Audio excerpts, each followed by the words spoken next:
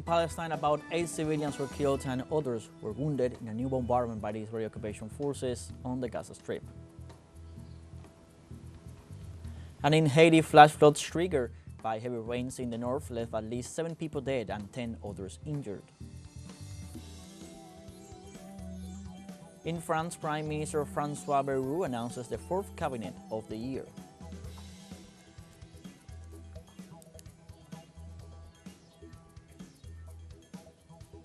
Hello, welcome to From the South. I'm Luis Alberto Matos from the teleSUR studios in Havana, Cuba.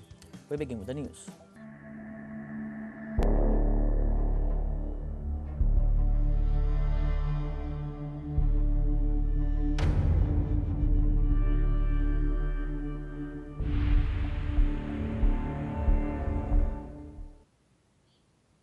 In Palestine, about 8 civilians were killed and others were wounded in a new bombardment by the Israeli occupation forces on different areas of the Gaza Strip.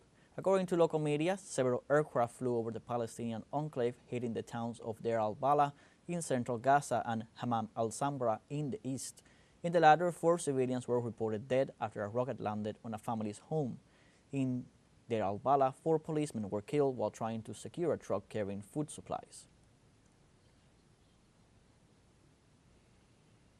According to a statement issued by the Gaza Health Ministry, the Israeli Zionist army killed 58 people and wounded 86 others during the past 24 hours. The document specifies that all the victims were civilians and more than half of them are women and children who were killed in what the ministry described as horrible and brutal crimes. With the latest figures, the authorities announced the number of people killed in Palestine since October 7th last year stands at 45,317, while the number of wounded has reached 107,713. Israeli Prime Minister Benjamin Netanyahu arrived in court in Tel Aviv on Monday to take the stand again in his long-running corruption trial. Netanyahu will answer charges of fraud, breach of trust, and accepting bribes in 3 separate cases during his appearances. He is accused of accepting goods worth tens of thousands of dollars from a billionaire Hollywood producer in exchange for assistance for his personal and business interests. In addition, he is also on trial for promoting advantageous regulations for media moguls in exchange for favorable coverage for himself and his family. For his part, the Zionist Prime Minister claims that charges are a witch hunt orchestrated by hostile media and a biased judiciary. Netanyahu is the first sitting Israeli leader to testify as a defendant in a criminal trial.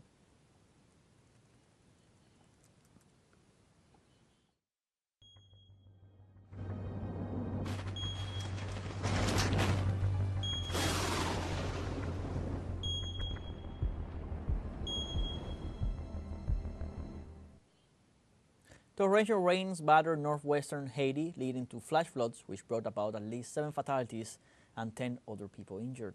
Authorities specified that about 11,000 buildings have been flooded. Subsequently, deaths have been reported in Ruth Regras, Kwamoses, and Mount Bethel areas. In addition, data are still being collected on locations, damages to houses, schools, private offices, and other facilities in various areas of Port-au-Paix. In this context, the Hydrometeorological Unit of Haiti issued Monday a flood alert for the departments of Nord and Grand Anse.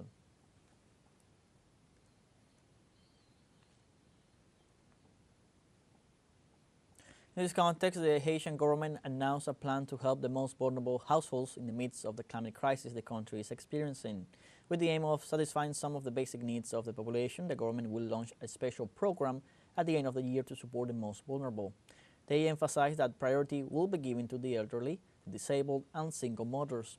Likewise, in addition to the strategies outlined, they announced that mobile canteens and soup kitchens will be installed to provide food to people in different communities.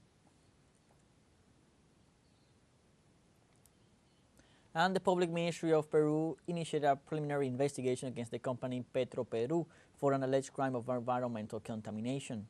The investigation began after the oil spill in the south zone of Las Capullanas Beach. The Peruvian Environmental Evaluation and Control Agency reported that the oil spill affected approximately 10,000 square meters of sea surface water. According to reports, 2,000 people have been affected by the spill, mainly fishermen and tourist employees. The investigation seeks to clarify the causes of the spill and ensure that the necessary measures are implemented to repair the damage caused. And in the United States, Kilauea volcano, one of Hawaii's youngest and most active volcanoes, erupted Monday morning, triggering an orange alert in the area. The U.S. Geological Survey reported that the eruption occurred within the Halamenaumau crater and that lava fountains up to 80 meters high were observed shortly after it became active. Authorities warned that there is currently no immediate threat to infrastructure as volcanic activity has stabilized. The main danger now lies in high levels of volcanic gas, which can have far-reaching effects on wind direction.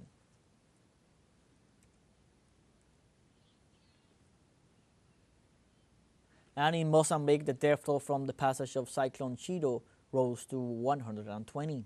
The number of people affected now stands at 687,630 in the provinces of Cabo Delgado, Nampula, Niassa, Tete, and Sofala. Chido, which struck the north of the country on December 15th with winds of 260 kilometers per hour and 250 millimeters of rain in just 24 hours, also left 868 people injured. The hurricane destroyed at least 155,532 homes, 52 medical centers, and 250 schools. It also affected 89 public buildings, 338 electricity pylons, 2,700 kilometers of power lines, and 11 mobile phone masts, among other material damage. And now we have a short break coming up, but first remember you can join us on TikTok at teleSUR English, where you'll find news in different formats, news updates, and much more. We'll be right back. Stay with us.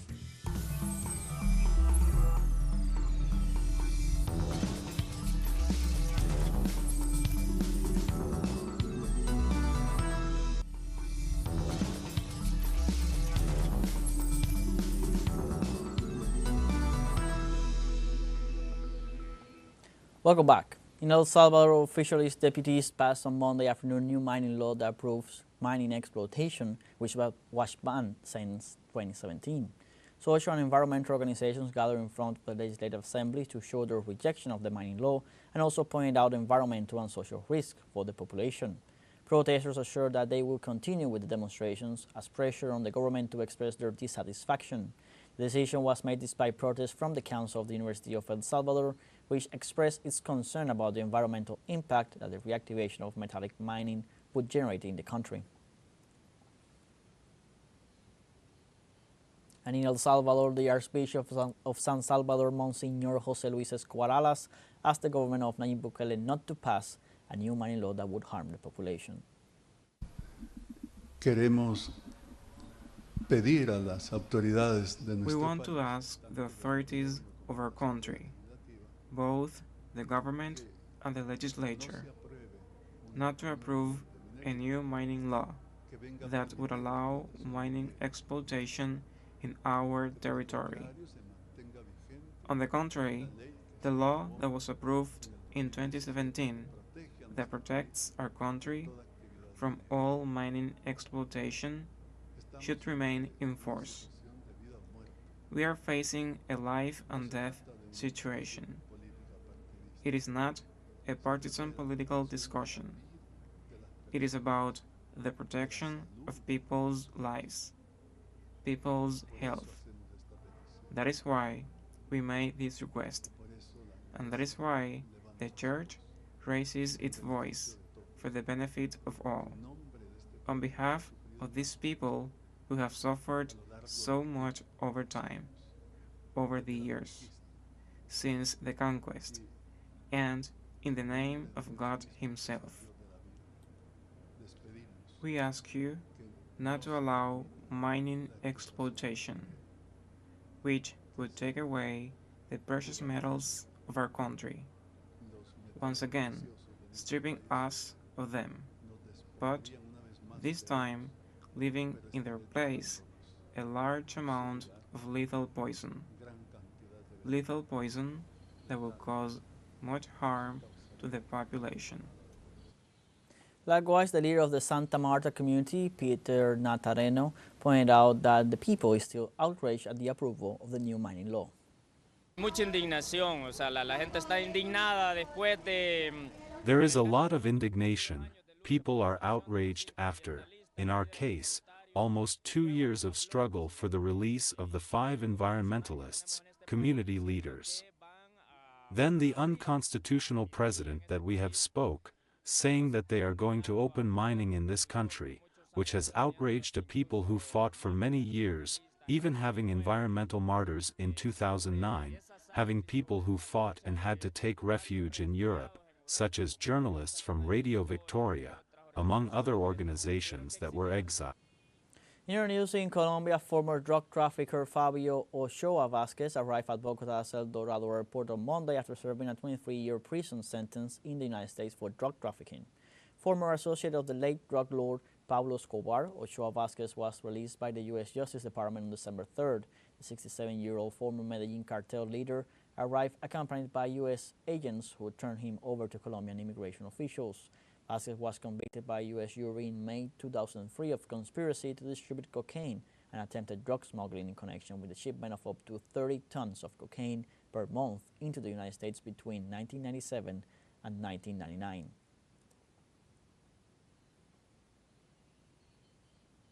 And also in Colombia, the Institute for Development and Peace Studies denounced this Monday the murder of Signatory of the Peace Agreement Pedro Anibal Sanchez Linares. The signatory was reported missing after being abducted from his home in San Vicente del Caguán, Caqueta. The NGO pointed out that there is a high probability that the signatories who live in this mountainous area are in danger. The text emphasizes that the assassination takes place in a context of historical stigmatization of farmers' reserve zones and accusations against the signatories of the final peace agreements. To date, 31 signatories of the 2024 peace accords have been assassinated.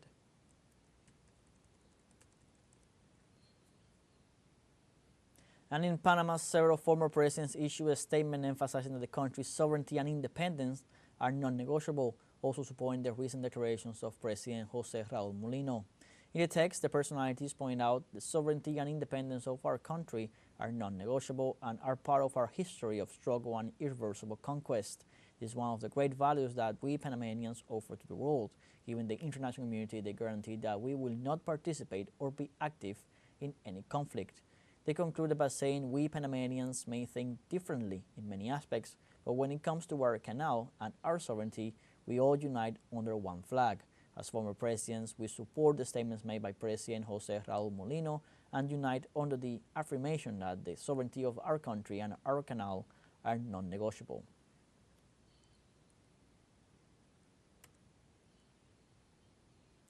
In this context, President José Raúl Mulino thanked on Monday in his social media X the leaders and peoples of the region for their support in the face of the threats of President-elect Donald Trump to take over the Panama Canal. The head of state acknowledged the support of heads of international organizations and Panamanian compatriots in general. Solidarity messages from Cuba, Venezuela, Mexico, Colombia, and China, among others, expressed their support to the Panamanian government and people in the face of Trump's interventionist comments.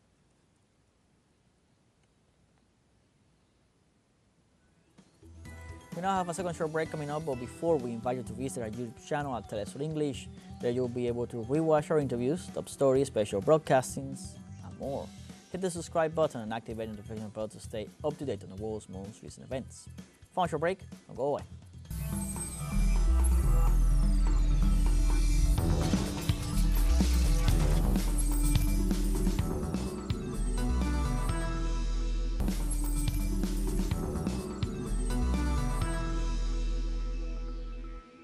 Welcome back.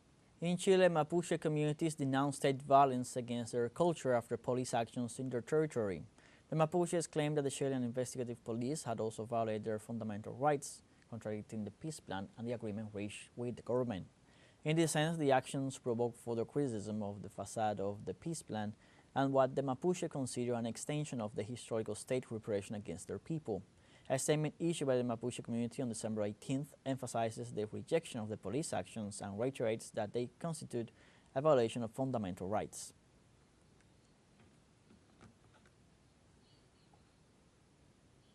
In Argentina, the Minister of Deregulation and Transformation is moving forward with a new deregulatory decree that puts 20,000 workers of the coastal river maritime transport on alert. This deregulation has affected 6.9% of the population living in urban conglomerates during the third quarter of this year. It's about the imminent sanction of the decree that brings with it the disappearance of the National Merchant Marine. It is estimated that more than 20,000 jobs are involved. So members of the Maritime and Fluvial Union Federation met with the Undersecretary of Navigable Waterways to reverse this decision.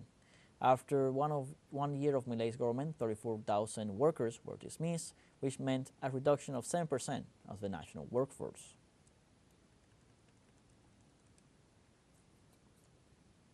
And in France, a new cabinet was elected after Prime Minister François Bayrou announced its composition and the previous administration was dismissed in a historic vote of no confidence.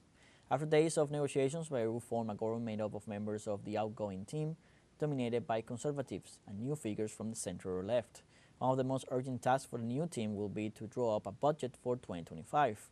The new cabinet takes office after a month of political deadlock and pressure from financial markets to reduce France's colossal debt.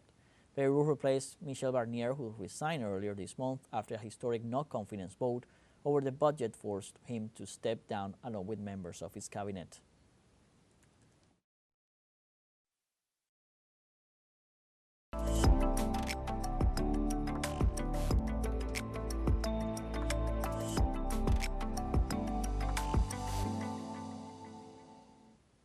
China launched winter tourism with the world's largest ice and snow theme park open to the public in the capital of the northeastern Chinese province of Heilongjiang. For its construction, 300,000 cubic meters of ice and snow were used, incorporating elements inspired by the upcoming Harbin 2025 Asian Winter Games. With a planned total area of 1 million square meters, up from 800,000 square meters last year, the park is the largest in its 26-year history.